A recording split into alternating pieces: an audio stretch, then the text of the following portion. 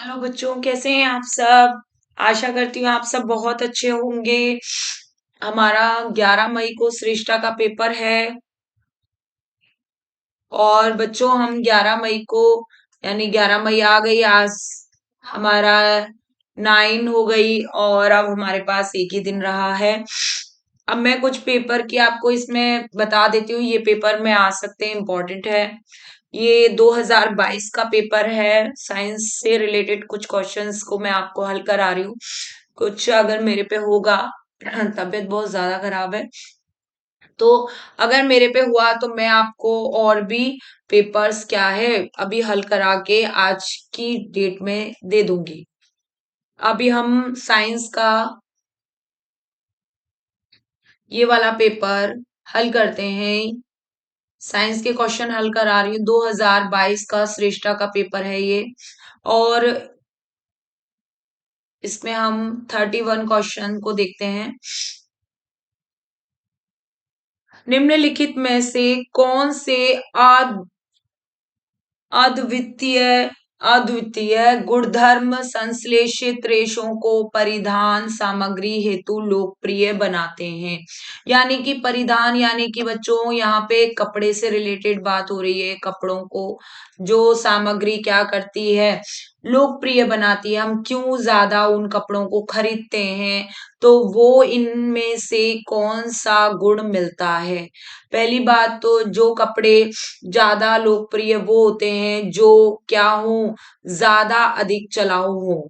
ठीक है, देखिए हम पहला ऑप्शन पढ़ते हैं, कम महंगे और कम चलाऊ। तो ये नहीं होता है। ज्यादा चलने वाले कपड़ों को हम ज्यादा खरीदते हैं जो टिकाऊ होते हैं। शीघ्र सूखने वाले और अधिक चलाऊ, रख रखाव में असुविधाजनक और कम महंगे, महंगे और अधिक चलाऊ। ज्यादा महंगे कपड़े केवल जिनकी आर्थिक स्थिति अच्छी होती है, केवल वो ही व्यक्ति क्या करता है, उन्हें खरीदने का वो करता है। पर लेकिन जो नॉर्मल जिसकी मात्रा सबसे ज्यादा जो लोकप्रिय होते हैं, वो आपको ऑप्शन में अपने आप ही समझ में आ गया होगा कि कौन से होते हैं। वो होते हैं जो जल्दी सूख जाएं, जो कपड़े जल्दी सूख जाएं बच्चों, और क्या हो, अधिक चलाऊ हो। यानी अधिक चलने वाले टिकाऊ हो और जल्दी सूख भी जाएं वो। और यहाँ पे अगर एक और ऑप्शन हो जाता, सस्ते वाले यानी कम मतलब महंगे ना हो, कम महंगे हो, वो कपड़े सबसे ज्यादा क्या होते हैं और टिकाऊ भी हो साथ में। तो है ना, कम महंगे और अधिक चलाऊ भी हो और जल्दी सूख भी जाए, ऐसे क्या होते हैं, कपड़े सबसे ज्यादा लोकप्रिय होते हैं। वो संश्लेषित रेशों में क्या है, सबसे ज्यादा लोकप्रिय होते हैं। आप ये 31 का आंसर समझ गए होंगे। 32, सूची फर्स्ट और सूची सेकंड को मिलान कीजिए। सूची फर्स्ट और सूची सेकंड का मिलान करते हैं। इसमें चुंबकीय बल, पहले हम सूची फर्स्ट को पढ़ लेते हैं। चुंबकीय बल, गुरुत्वाकर्षण बल, पेशीय बल और स्थिर वैद्युत बल। अब इनको हमें समझाना है। चुंबकीय बल, यहाँ पे जो ऑप्शन सेकंड, सूची सेकंड दे रखी है, इसमें देखते हैं बच्चों। तो सूची सेकंड में पहला ऑप्शन है मांसपेशियों द्वारा, दूसरा है आवेशित वस्तु द्वारा पृथ्वी की ओर, और संपर्क बल। तो चुंबकीय जो बल होता है वो क्या होता है, लोहे की वस्तुओं को क्या कर लेता है, आकर्षित, चुंबक आकर्षित कर लेता है, लोहे की वस्तुओं को आकर्षित कर लेता है। तो ये थोड़ी दूरी से हम जैसे लोहे के ऊपर चुंबक को थोड़ी दूरी से घुमाएं तो वो आकर्षित कर लेता है। तो ये एक असंपर्क बल है। क्योंकि बल बच्चों, बल यानी फोर्स, वो क्या होता है, आरोपित वस्तु पर लगता है, मतलब वस्तु पर जो धक्का या खींच कर लगाया जाता है, वो बल कहलाता है। और बल दो प्रकार का होता है, एक होता है संपर्कित, संपर्कित यानी संपर्क में आने से लगता है, और एक दूसरा होता है असंपर्क बल। तो पहला संपर्क बल और दूसरा असंपर्क बल, यानी वस्तु एक दूसरे के संपर्क में आनी चाहिए। असंपर्क बल में आपको अगर मैं उदाहरण बताऊं तो गुरुत्वाकर्षण बल। गुरुत्वाकर्षण बल भी क्या है, एक पृथ्वी का गुरुत्वाकर्षण बल की वजह से हम टिके हुए हैं, वो संपर्कित नहीं है। एक तो ये असंपर्क बल है, आपस में एकदम ऐसे संपर्क में नहीं आते, तो ये गुरुत्वाकर्षण बल है। कोई भी वस्तु आप ऊपर की तरफ फेंके वो नीचे की तरफ ही आएगी, तो संपर्क नहीं हो रहा है, वो असंपर्क बल कहलाएगा, वो वस्तु नीचे की तरफ ही आती है। ये गुरुत्वाकर्षण बल हो गया। दूसरा बल है यहाँ पे चुंबकीय बल। कौन सा बच्चों? चुंबकीय बल। ये चुंबकीय बल क्या हो गया? असंपर्क बल। यहाँ पे संपर्क बल में आपके इसमें कौन कौन से बल आ जाते हैं? मांसपेशियों का बल जो होता है वो संपर्क बल। कोई भी बाल्टी उठा रहे हैं हम, तो ये बाल्टियों को उठाना भी कैसा हो गया? संपर्क बल में आ गया। और और भी होते हैं आपके संपर्क बल में, एक दूसरे के संपर्क में, हाथ से हाथ जैसे संपर्क में, तो यानी कि घर्षण बल। घर्षण बल क्या है? संपर्क बल है, हम चल पाते हैं, तो इसलिए ये भी। तो हम यहाँ पे मिलान कर सकते हैं आप कि चुंबकीय बल क्या होता है? असंपर्क बल। क्या होता है? असंपर्क बल। गुरुत्वाकर्षण बल पृथ्वी द्वारा, अभी मैंने जस्ट आपको बताया पृथ्वी द्वारा लगने वाला जो बल होता है वो गुरुत्वाकर्षण बल। पेशीय बल मांसपेशियों का बल होता है, ये भी मैंने अभी आपको बताया कि पेशीय बल जो होता है वो बच्चों क्या होता है? मांसपेशीय बल होता है। स्थिर विद्युत बल, स्थिर विद्युत बल, अब लास्ट ये बच्चा आवेशित बल। तो हमारे ऑप्शन क्या हुए? ए हुआ हमारा 4 वाला ऑप्शन, बी हमारा जो हुआ वो क्या हुआ? गुरुत्वाकर्षण पृथ्वी वाला, यानी थर्ड वाला ऑप्शन। थर्ड, सॉरी ऑप्शन नहीं, थर्ड जो सूची सेकंड में दिया गया है। और सी वाला पेशीय बल, फर्स्ट वाला मांसपेशीय द्वारा, और डी वाला, सॉरी, डी वाला आवेशित वस्तु। तो ये हमारे ऑप्शन कहाँ मिलते हैं? ये हमारे मिलते हैं यहाँ पे, आप खुद मिलान करिए। फर्स्ट जो है हमारा ए 4, और बी थर्ड, और सी फर्स्ट, और ये देखिए हमारे फर्स्ट में ही मिल गया हमें आंसर। हमारा जो आंसर है वो हमें फर्स्ट में ही मिल गया, राइट आंसर। तो हमारा सही आंसर है 32 वाला। ये, और आपको ये समझ में आ गया होगा ऐसा क्यों। नेक्स्ट हम 33 पर आते हैं। इसमें भी सूची है बच्चों, सूची फर्स्ट है और सूची सेकंड को मिलान करना है। सूची फर्स्ट को हम पढ़ लेते हैं पहले। Polythene, bakelite, melamine, Teflon. और सूची सेकंड है स्विच, नॉन स्टिक बर्तन, थर्मोप्लास्टिक, फर्श की टाइलें। ये सब संश्लेषित रेशे हैं, मानव निर्मित रेशे संश्लेषित रेशे कहलाते हैं। ये संश्लेषित रेशे हैं। और प्लास्टिक की बात करें तो प्लास्टिक दो तरीके का होता है, रेशे की बात नहीं कर रहे, सॉरी मैं यहाँ पे गलत बोल दिया, ये कि संश्लेषित, ये मानव निर्मित प्लास्टिक है। प्लास्टिक की बात करें, ये प्लास्टिक है बच्चों। तो अगर हम प्लास्टिक की बात करें तो प्लास्टिक दो तरीके का होता है। एक होता है थर्मोप्लास्टिक, थर्मोप्लास्टिक, और दूसरा होता है थर्मोसेटिंग, थर्मोसेटिंग। अब ये देखिए यहाँ पे थर्मोप्लास्टिक जो होता है वो मुलायम और नरम होता है। यहाँ पे हम प्लास्टिक की बात कर रहे हैं, वो कैसा होता है? नरम और मुलायम होता है। और आप उसको क्या कर सकते हैं? दोबारा से उससे, उस प्लास्टिक से दोबारा से उसको गर्म करके दोबारा से नया आकार दे सकते हैं। थर्मोसेटिंग क्या होता है? ज्यादा नरम मुलायम नहीं होता है, ये कठोर होता है, और इसको हम गर्म करके दूसरी आकृति नहीं दे सकते।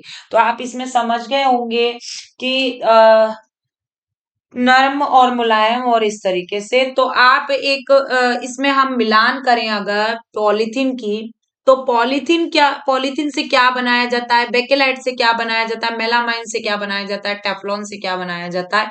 ये यहाँ पे सूची सेकंड में ये दिए गए कि जिससे क्या क्या मतलब बनाया जाता है। तो पॉलीथीन से थर्मोप्लास्टिक है पॉलीथीन, यानी मैंने अभी यहाँ पे आपको उदाहरण दिया, तो वो पॉलीथीन जो है, पॉलीथीन यानी पीवीसी, ये जो पीवीसी की पाइप्स बनती हैं, ये सब इसमें पॉलीथीन और ये पीवीसी, ये सब थर्मोप्लास्टिक के उदाहरण है। ये थर्मोप्लास्टिक में आते हैं। तो ये थर्मोप्लास्टिक हो गई, पीवीसी। और यहाँ बेकेलाइट, बेकेलाइट क्या है, एक कठोर वो है, और ये थर्मोसेटिंग है बेकेलाइट। और बेकेलाइट से स्विच बनाए जाते हैं, लाइट्स की क्या बनाए जाते हैं, स्विच। तो वो आप समझ गए होंगे कि बेकेलाइट से स्विच बनाए जाते हैं। ये थर्मोसेटिंग में आता है।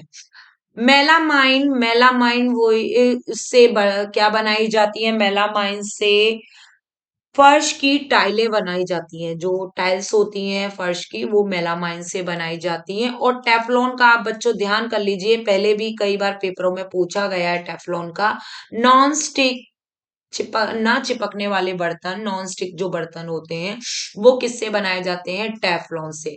तो हमारा जो राइट आंसर होगा वो क्या होगा, देख लीजिए। ए से हमारा निकल के आया थर्ड, और बी में हमारा है फर्स्ट, और सी में हमारा है फोर, और डी में है सेकंड। तो ये ऑप्शन कहाँ मिलता है, देखिए ये थोड़े से एकदम गड़बड़ से हो रहे हैं। ये थर्ड है, ये सेकंड है, आप इसको वो मत करिए।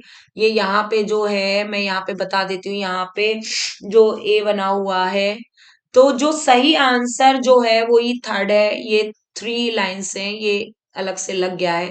हमारा जो सही ऑप्शन है ना वो थर्ड है। ये तीन है, ये इस तरीके से नहीं बना हुआ है। तो ये हमारा थर्ड है इसका आंसर। आपको ये समझ में आ गया, तो हमारा थर्ड ऑप्शन हमारा सही है। यहाँ पे वो थोड़ा टाइपिंग में इस तरीके से हो गया है। तो हमारा थर्ड आंसर क्या है, सही है। बाकी मिल नहीं रहे हैं, मैच नहीं कर रहे, आप खुद स्क्रीन पे देख रहे हैं। 34 जो क्वेश्चन है, सूची फर्स्ट के साथ सूची सेकंड का मिलान कीजिए। सूची फर्स्ट और सूची सेकंड को मिलाएं। तो इसमें पोलियो यानी रोग दिए गए हैं, इसमें रोगों के बारे में है, और वो रोग किससे फैलते हैं, तो जो उसके फैलने वाले जो विषाणु और जीवाणु यानी सूक्ष्म जीवों से फैल रहे हैं, तो वो सूक्ष्म जीव सूची सेकंड में दिए गए हैं। पोलियो, मलेरिया, गेहूं की रस्ट, और टीबी यानी क्षय रोग। तो ये सेकंड में किस तरीके से, कवक, विषाणु, जीवाणु, प्रोटोजोआ। तो पोलियो जो है वो किससे फैलता है, तो ये हमें करना है, यहाँ पे मैं आपको यहाँ बताती हूँ। पोलियो आपका विषाणु जनित रोग है, पोलियो वायरस से फैलता है, विषाणु यानी पोलियो वायरस से। पोलियो वायरस से, आप ध्यान रखेंगे इस चीज का। आपको एक मलेरिया, मैं मलेरिया के बारे में भी आपको बता चुकी हूँ कि मलेरिया प्रोटोजोआ है, प्रोटोजोआ से यानी प्लाज्मोडियम से फैलता है। प्लाज्मोडियम, प्लाज्मोडियम क्या है, प्लाज्मोडियम एक प्रोटोजोआ है, एक कोश के जीव प्रोटोजोआ। ठीक है, तो आप इस चीज को ध्यान रखें। प्रोटोजोआ, तो ये प्रोटोजोआ से फैलने वाला रोग है। गेहूं का रस्ट, यानी गेहूं के आपने बाली देखी हो कभी, और उसमें काला काला बिल्कुल एकदम निकलता है, तो गेहूं का रस्ट कवक से होता है। किससे होता है, कवक। आप इस चीज को ध्यान रखेंगे कि कवक से गेहूं का रस्ट फैलता है। टीबी क्षय रोग, अब ये यहाँ पे ये जीवाणु से, ट्यूबरकुलोसिस, कौन से वाले जीवाणु से, ट्यूबरकुलोसिस बैक्टीरियम जो है। टीबी, टीबी का जो इंग्लिश में बोलते हैं हम ट्यूबरकुलोसिस बोलते हैं, ट्यूबरकुलोसिस टीबी। तो टी और ट्यूबरकुलोसिस है, और बी माने बैक्टीरिया। तो क्षय रोग जो है आपका टीबी, वो ट्यूबरकुलोसिस जीवाणु से फैलता है।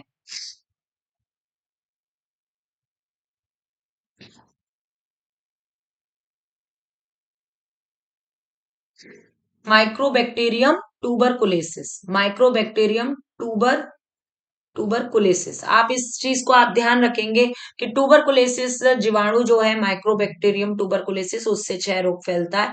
तो ये ऑप्शन हमारे क्या क्या मिल रहे हैं, ए में हमारा है सेकंड, और बी में फोर, सी में फर्स्ट, और डी में क्षय रोग थर्ड है। तो हमारा जो राइट आंसर होगा वो बच्चों क्या होगा, वो होगा हमारा, देख लीजिए ऑप्शन मिला लेते हैं जिससे हमारा मैच कर रहा है, हमारा सेकंड से मैच कर रहा है। तो हमारा सही आंसर होगा सेकंड। आपको ये सूची वाले क्वेश्चंस आएंगे, इसलिए एक ही सूची में देखिए, एक ही प्रश्न में कई सारे क्वेश्चंस एक बार पूछ लिए जाते हैं, तो ये सूची वाले क्वेश्चन आप इनकी तैयारी अच्छे से कर लें, ये जरूर आते हैं। 35 वाहनों द्वारा निम्नलिखित वायु प्रदूषक उत्पन्न होते हैं, यानी हमें वाहनों से कौन कौन से वायु प्रदूषण जो उत्पन्न गैसें होती हैं उनके बारे में। तो आपको ये बिल्कुल ध्यान रख लेना है कि काला काला धुआं निकल रहा है तो कार्बन डाइऑक्साइड तो जरूर निकलेगी। और मैं आपको एक चीज और यहाँ पे बता दूं कि कार्बन डाइऑक्साइड के साथ साथ यहाँ पे है ना, यहाँ पे कार्बन मोनोऑक्साइड भी निकलती है, पर हम अभी ऑप्शन देखेंगे जहां पर हमारा सब कुछ मैच कर रहा है, उससे रिलेटेड हम क्या है ऑप्शन में लगाएंगे। तो कार्बन मोनोऑक्साइड भी निकलती है, हानिकारक भाई धुएं को इस तरीके से, और धुआं निकलता ही निकलता है, अब धुएं का तो ध्यान ही रखेंगे। और ऑप्शन में ना नाइट्रोजन ऑक्साइड भी निकलती है, नाइट्रोजन ऑक्साइड भी क्या होती है धुएं में, वो भी निकलती है। हम देखते हैं कि कहाँ हमारा ये मतलब ऑप्शन मिलता है, हम इसको देख लेते हैं, जो नाइट्रोजन ऑक्साइड होती है उसको भी और इसको। तो एक मिनट,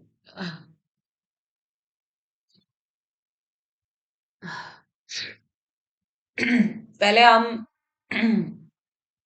पहले हम है ना इसमें देखते हैं पहला ऑप्शन, धुआं धूम कोहरा कार्बन। तो जो धुआं धूम कोहरा कार्बन है, इसमें धुआं तो सही है, कार्बन कार्बन ऐसा कार्बन नहीं निकलता है, वो गैस के रूप में निकलता है, धूम कोहरा नहीं निकलता, तो ये ऑप्शन गलत है। कार्बन मोनोऑक्साइड ये ठीक है, पर लेकिन आर्गन और कार्बन नहीं निकलते हैं, तो ये गलत है। कार्बन डाइऑक्साइड ये भी ठीक है, पर कार्बन और नियोन गैस नहीं निकलते, तो ये भी गलत है। कार्बन डाइऑक्साइड बिल्कुल निकलता है, नाइट्रोजन ऑक्साइड ये भी निकलती है, और यहाँ धुआं भी निकल रहा है। तो ऑप्शन से ये तीनों मैच कर रहे हैं, और इसलिए हमारा राइट आंसर क्या होगा, carbon dioxide, nitrogen, nitrogen dioxide नहीं है बच्चों, नाइट्रोजन ऑक्साइड है ये। और ये नाइट्रोजन ऑक्साइड जो है ये नाइट्रोजन ऑक्साइड जो है ये आपके क्या है, इसमें निकलता है, धुआं निकल रहा है, और ये आपके धुआं भी इसमें आएगा, कार्बन मोनोऑक्साइड नहीं आ रहा है, तो कोई दिक्कत नहीं है, पर हमारे ऑप्शन से क्या है ये गैसेस मिल रही हैं। तो हमारा राइट आंसर जो होगा वो कौन सा होगा, वो हमारा होगा ऑप्शन 4। कौन सा होगा, ऑप्शन 4। ये आपको समझ में आ गया होगा। नेक्स्ट हम वन्य जीवन पौधों सॉरी, वन्य जीवन पौधों और जंतुओं संसाधनों और उस क्षेत्र के आदिवासियों के पारंपरिक ढंग से जीवन यापन हेतु विशाल संरक्षित क्षेत्र कहलाता है। वन्य जीवन है पौधों और जंतु संसाधनों, उनमें पारंपरिक ढंग से जीवन यापन हेतु विशाल संरक्षित क्षेत्र, बात कर रहे हैं संरक्षित क्षेत्र जहां पे वन्य जीवन भी है, यानी कि लोग भी रह रहे हैं, पौधे भी हैं और जंतु भी हैं, और उनको संसाधन भी मिल रहे हैं, और उस क्षेत्र में लोग यानी आदिवासी भी रह रहे हैं, और वन्य जीवन मतलब वन्य जीवन है, वनों का जीवन है, जंतु पौधे जंतु रह रहे हैं, लोग भी उनके साथ रह रहे हैं, पारंपरिक ढंग से रह रहे हैं।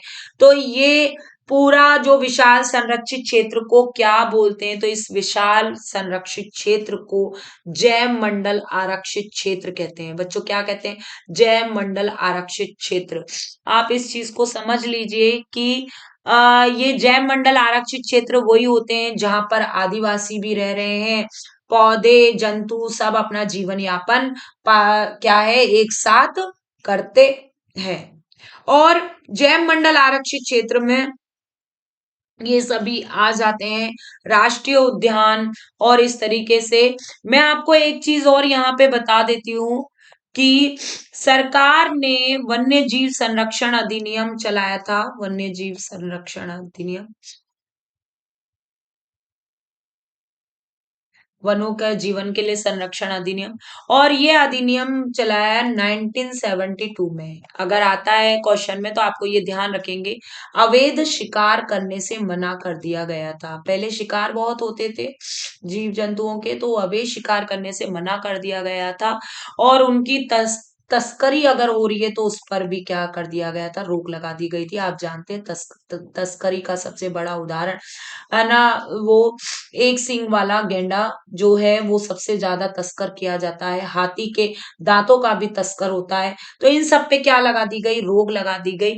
तो ये सब कार्य नहीं होंगे, और उसके लिए ये वन्य जीव संरक्षण के लिए 1972 में एक अधिनियम पारित हुआ। और भौगोलिक आरक्षित संरक्षित जो क्षेत्र होते हैं बच्चों, भौगोलिक आरक्षित क्षेत्र, ये वाले भौगोलिक आरक्षित क्षेत्र, इनको हम संरक्षित क्षेत्र भी बोलते हैं, जहां ये यहाँ पे जहाँ पे किसी भी चीज की हानि नहीं हो सकती, मतलब ये एक ऐसे आरक्षित क्षेत्र हैं, संरक्षित क्षेत्र हैं, उसके प्राकृतिक पर्यावरण और संस्कृति के महत्व को कोई भी हानि नहीं पहुंचा सकता, कोई भी हानि नहीं पहुंचा सकता। इनकी रक्षा की जाती है, तो इनको भौगोलिक आरक्षित क्षेत्र कह दिया जाता है। और यहाँ पे जो जैव मंडल आरक्षित क्षेत्र हैं, भारत में 18 संरक्षित जैव मंडल आरक्षित क्षेत्र हैं। भारत में 18 जैव मंडल आरक्षित क्षेत्र हैं, तो आप इस चीज को ध्यान रखेंगे। और ये मैंने आपको छोटी सी नॉलेज दी है कुछ। और अब हम नेक्स्ट क्वेश्चन पे अपने पहुंचते हैं। 13 30 सॉरी 7 पे, 36 से 37। 37 सूची फर्स्ट दी गई है, सूची सेकंड दी गई है, इनका मिलान करना है। सूची फर्स्ट है उसमें अग्नाशय, और सूची सेकंड में उसके क्या है, उससे निकलने वाले, ये देखिए सूची फर्स्ट में ग्रंथियां दी गई हैं, ग्रंथि, और सूची सेकंड में उससे निकलने वाले हार्मोन्स हैं, क्या है, हार्मोन्स। तो ग्रंथियां इसमें हैं अग्नाशय ग्रंथि, थायराइड ग्रंथि, अंडाशय ग्रंथि, एड्रिनल एड्रिनल ग्रंथि, और इससे हार्मोन्स एस्ट्रोजन, एड्रेनालिन हार्मोन, और थायरोक्सिन और इंसुलिन। अब हम इसको अच्छे से समझते हैं थोड़ा सा, कि ये जो ग्रंथियां दी गई हैं ये अंतःस्रावी ग्रंथियां हैं। ये क्या है बच्चों, अंतःस्रावी ग्रंथि। देखिए ग्रंथि यानी ग्लैंड्स शरीर में दो प्रकार की होती हैं, एक होती है बाह्य और एक होती है अंदर यानी अंत अंतःस्रावी। जो बाह्य ग्रंथि होती है, बाह्य स्रावी ग्रंथि जिसे बोलते हैं, बाह्य स्रावी ग्रंथि, ये ग्रंथि जहां इनका स्त्राव होता है, यानी ये एंजाइम्स स्त्राव करती हैं, एंजाइम स्त्राव करेंगी, और जिस क्षेत्र पर स्त्राव करती हैं वो वहीं पर जहां पर ग्रंथि उपस्थित होती है, आप समझ रहे हैं, जहां पर ग्रंथि उपस्थित होगी उसी क्षेत्र पर क्या करेंगी, अपना एंजाइम यानी अपने पदार्थ का स्त्राव करती हैं। अंतःस्रावी जो ग्रंथियां होती है ये हार्मोन्स स्रावित करती हैं, क्या करती हैं, हार्मोन्स, ये रासायनिक रासायनिक तत्व होते हैं, हार्मोन्स स्रावित करती हैं। और ये ग्रंथियां जो होती हैं ये जिस क्षेत्र पर होती हैं, जिस जगह पर होती हैं, वो उस जगह पर हार्मोन सीक्रेट तो करती हैं, पर लेकिन वो हार्मोन्स क्रिया क्रिया उस जगह पर नहीं करते हैं, वो अन्य जगह पर जाकर क्रिया करते हैं। जैसे मैं आपको एक उदाहरण दूं, पिट्यूरिटी ग्लैंड यानी पीयूष ग्रंथि जो है वो बच्चों, पीयूष ग्रंथि, तो वो पीयूष ग्रंथि क्या है, वो मस्तिष्क में होती है, कहाँ, मस्तिष्क में, और मस्तिष्क में भी आपके कहाँ होती है, मध्य मस्तिष्क के हाइपोथैलेमस के नीचे। आप इस चीज को ऐसे समझिए, प्रमस्तिष्क में बिल्कुल नीचे की साइड में, हाइपोथैलेमस के नीचे होती है, मस्तिष्क में पाई जाती है। और ये पीयूष ग्रंथि हार्मोन स्रावित करती है, वृद्धि हार्मोन स्रावित करती है, और वृद्धि हार्मोन जो है वो हमारे पूरे शरीर में रिएक्ट करता है, आप समझ रहे हैं, हमारी वृद्धि को, हमारी ग्रोथ को क्या करता है, बढ़ाता है। तो ये पीयूष ग्रंथि हमारी क्या है, वृद्धि के लिए, वृद्धि हार्मोन्स जो स्रावित कर रही है, जो हमारी वृद्धि के लिए क्या करता है, इफेक्ट। तो ये हार्मोन्स जो होते हैं, ग्रंथि तो आपकी जिस जगह होती है पर लेकिन वो पूरे शरीर पर रक्त द्वारा क्या है, वो हार्मोन्स रिएक्ट करता है, आपके शरीर को क्या करता है, प्रोटेक्ट करता है एक तरीके से, जो उसको कार्य करना होता है। जैसे वृद्धि हार्मोन्स तो पूरे शरीर की लंबाई पर बढ़ाएगा, तो वो शरीर में क्रिया करेगा, तो जहां ग्रंथि है उस क्षेत्र पे कार्य करके नहीं, जब बल्कि रक्त में ये हार्मोन्स छोड़ के फिर ये पूरे शरीर में ये कार्य करते हैं हार्मोन्स का। तो ये आप समझ गए होंगे। मैं यहाँ पे समझाती हूँ कि अंतःस्रावी कौन कौन सी ग्रंथियां होती हैं। बहिःस्रावी में भी आपको उदाहरण बता देती हूँ मैं। बहिःस्रावी ग्रंथि में आप समझ सकते हैं जैसे कि लार ग्रंथि,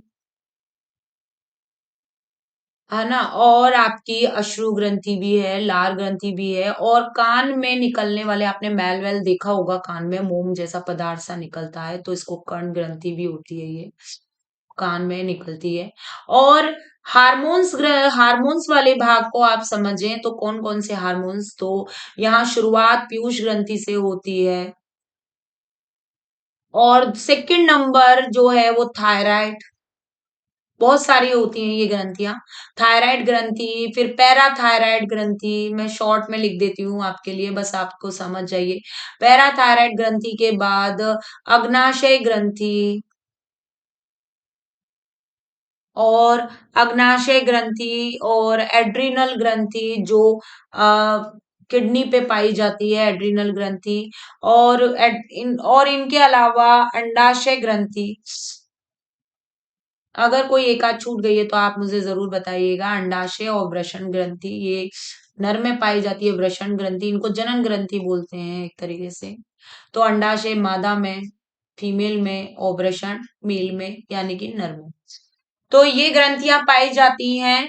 ये तो हम यहीं पे ऑप्शन यहाँ देखते हैं, अग्नाशयी ग्रंथि से कौन सा हार्मोन्स निकलता है। तो हार्मोन्स नहीं है यहाँ पे अग्नाशय ग्रंथि से निकलने वाला। आप ही बताइए, अग्नाशयी अग्नाशयी कौन सा हार्मोन्स निकालता है। अगर आपको, मैं यहाँ पे अग्नाशय के बारे में थोड़ा सा आपको बता देती हूँ। अग्नाशय ग्रंथि से बच्चों, ये जो ग्रंथि होती है अग्नाशय ग्रंथि, वो एक क्या है, बहिस्रावी और अंतःस्रावी दोनों प्रकार की ग्रंथि है। बहिस्रावी, इससे एंजाइम भी निकलता है और इससे हार्मोन्स भी निकलता है, और इससे जो हार्मोन्स निकलता है वो होता है इंसुलिन, इंसुलिन हार्मोन। तो आपको ये पता चल गया कि अग्नाशय ग्रंथि से इंसुलिन हार्मोन निकलता है। इंसुलिन हार्मोन क्या करता है, अगर इसकी मात्रा अगर रक्त में नहीं निकले, ये ग्लूकोज को नियंत्रित करता है, रक्त में ग्लूकोज की मात्रा को क्या करता है, नियंत्रित करता है। अगर ये नहीं निकले तो क्या हो जाएगा बच्चों, ग्लूकोज की मात्रा रक्त में बढ़ जाएगी और एक रोग हो जाएगा जिसे मधुमेह रोग यानी डायबिटीज बोलते हैं। क्या बोलते हैं, मधुमेह रोग हो जाएगा। ये आपको समझ में आ गया होगा अच्छे से। ठीक है, नेक्स्ट, जो बाह्य भाई, इस अग्नाशय ग्रंथि को बाह्य स्रावी भी कहते हैं। तो कौन से एंजाइम निकलते हैं, तो इससे अग्नाशय रस निकलता है, जो जो पाचन क्रिया में क्या करता है, मदद करता है, छोटी आंत्र में छोड़ा जाता है और पाचन क्रिया में क्या करता है, हेल्प करता है। तो ये आप समझ गए होंगे अग्नाशय ग्रंथि के बारे में। हम नेक्स्ट अब थायराइड ग्रंथि से आप समझ गए होंगे, थायरॉक्सिन हार्मोन निकलता है। कौन सा हार्मोन, थायरॉक्सिन हार्मोन। ये हमारी थायराइड ग्रंथि हमारे गले में पाई जाती है, इस तरीके से एच की आकृति की होती है ये थायराइड ग्लैंड, और ये इस तरीके से, और ये जो ग्लैंड होती है ये हमारे गले में पाई जा रही है, गले में। और ये अगर ये थायरॉक्सिन हार्मोन नहीं निकले तो गला सूज जाएगा, और सूज जाएगा तो उसे गलसुआ या गलकंड रोग भी बोलेंगे। तो थायराइड ग्रंथि का ये भी होता है। और आयोडीन आयोडीन का सेवन जरूर करना चाहिए। थायरॉक्सिन हार्मोन के नियंत्रण और संतुलन के लिए आयोडीन युक्त नमक का सेवन जरूर करना चाहिए। अंडाशय ग्रंथि वही फीमेल में, आपको अभी बताया मैंने, अंडाशय फीमेल में, और इससे एस्ट्रोजन हार्मोन यानी मादा हार्मोन निकलता है। इसको वो एस्ट्रोजन को मादा हार्मोन बोलते हैं। ये मादा में यानी स्त्री में द्वितीयक लक्षण के लिए उत्तरदायी होता है। द्वितीयक लक्षण यानी कि लड़कियों में जो द्वितीयक लक्षण आएंगे वो एस्ट्रोजन हार्मोन की वजह से आते हैं। तो वृषण से भी मैं यहाँ पे आपको बता देती हूँ, वृषण टेस्टोस्टेरोन हार्मोन निकालेगा। टेस्टोस्टेरोन यानी नर हार्मोन, उससे दाढ़ी मूछें आना, आवाज का भारी होना, यानी द्वितीयक लक्षण, यानी नर में मेल में जो द्वितीयक लक्षण है उसके लिए क्या होगा उत्तरदायी, वृषण का जो हार्मोन निकलेगा टेस्टोस्टेरोन। आप ये समझ गए होंगे। तो आपको पता है बचा हमारा एड्रिनल, जो ग्रंथि किस पे पाई जाती है, किडनी पे। किडनी पर इस तरीके से टोपीनुमा आकृति की क्या पाया जाती है, एड्रिनल ग्लैंड पाई जाती है। और इस एड्रिनल ग्लैंड से बच्चों एड्रीनलिन हार्मोन निकलता है। आप समझ गए होंगे यहाँ पे एड्रीनलिन हार्मोन, एड्रेनलिन हार्मोन निकलता है। ये हमारे क्या करता है, रक्त में इस हार्मोन को छोड़ने के बाद यह शरीर को संतुलित करता है। मतलब अ, अगर मान लीजिए घबराहट हो रही है, घबराहट या ज्यादा अधिक टेंशन है, तनाव है, तो उसमें हमारे शरीर को नियंत्रित करके रखता है ये। क्योंकि घबराहट ज्यादा हो जाएगी तो अटैक आने का, हृदय की धड़कन बढ़ जाएगी, तो ये हमारे शरीर को क्या रखता है, संतुलित करके रखता है, एकदम नियंत्रित के हम ज्यादा घबराहट में क्या हो जाए, को हमारी ज्यादा घबराहट करेंगे हमारी मृत्यु हो जाएगी, तो ऐसा ना हो और हम संतुलित रहें, नॉर्मल रहें, इसके लिए हमें क्या है, एड्रिनलिन हार्मोन निकलता है। जैसे मान लीजिए अचानक अगर सांप देख लिया जाए और हमारे सामने सांप आ जाए या कोई ऐसे इस तरीके से, तो हमें एकदम घबराहट होती है। उस घबराहट में हमारा संतुलन बनाने का सबसे ज्यादा कार्य कौन करता है, हमारे रोंगटे खड़े हो जाते हैं। इस तरीके से संतुलन बनाने का काम हार्मोन करता है, एड्रिनलिन हार्मोन। तो ये आप समझ गए होंगे। तो ऑप्शन जो हमारे मिलके आए हैं वो देख लेते हैं हम यहाँ पे कि कौन सा ऑप्शन है हमारा सही।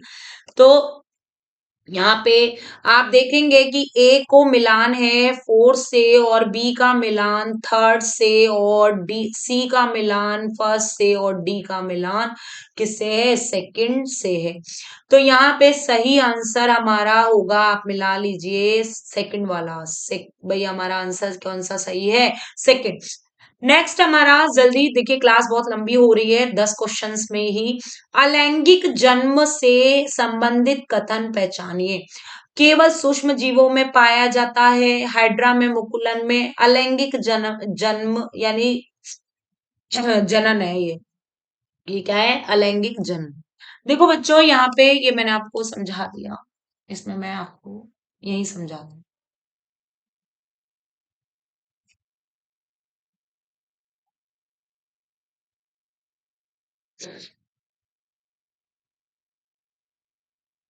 जनन की बात करते हैं पहले, जस्ट मिनट।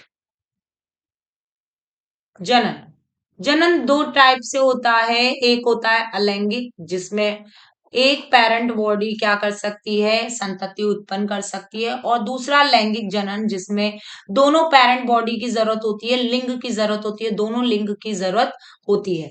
तो अलैंगिक जनन में लिंग मतलब एक पेरेंट बॉडी क्या कर सकती है, नए संतति को उत्पन्न कर सकती है। तो हमारे लिए इसमें कौन सा कथन सत्य है, तो केवल सूक्ष्म जीवों, पहले पढ़ लेते हैं हम ऑप्शन। केवल सूक्ष्म जीवों में पाया जाता है, हाइड्रा में मुकुलन अलैंगिक जनन का उदाहरण है। सॉरी, डॉली भेड़ का क्लोन अलैंगिक जनन द्वारा बनाया गया, और द्विव विखंडन एक प्रकार का अलैंगिक जनन है। तो मैं यहाँ पे आपको बता दूं, मुकुलन जो विधि है हाइड्रा में, मुकुलन विधि, वो मुकुलन विधि जो है वो अलैंगिक जनन है। ये हाइड्रा में इस तरीके से,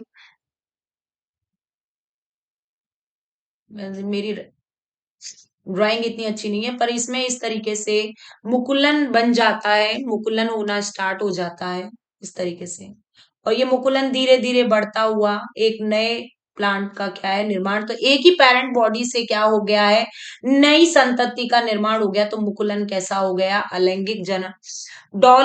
जो इसमें सूक्ष्म जीवों में पाया जाता है, तो सूक्ष्म जीवों में द्विविखंडन और इस तरीके की प्रक्रिया भी पाई जाती है।